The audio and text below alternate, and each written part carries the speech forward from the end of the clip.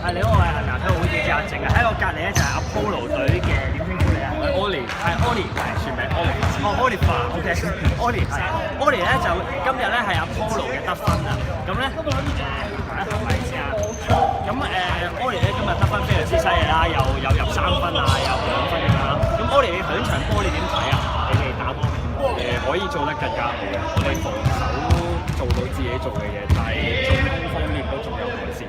要把握更加多嘅 YO， 要做一啲戰術上面嘅部署。係啦，咁Apollo咧都係如我之前所講啦，一如既往都係5至6人作賽㗎，係啊，打足4節㗎。咁但係今日咧非常之好體力喎，又打足4節，好似都有係咁偷波啊、快攻咁樣喎。咁今日你哋本身有咩唔同咧？比你之前有咩？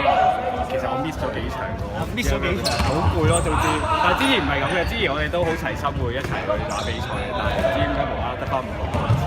OK，咁可能係地方遠啦，咁順便都講一講我哋亞亞之後咧都好有機會搞區嘅比賽，咁可能阿 Morrison 啊或者阿 Apollo 都好適合去打。咁我哋都問一問啊，你覺得今日自己有咩打得更好啊？你都攞分非常之多，我話把機會多啲咯，打機會多啲，急起手啦，係嘛？但係唔係 hot hand 狀態都可以做得好。哦，好，咁唔該晒，我哋先。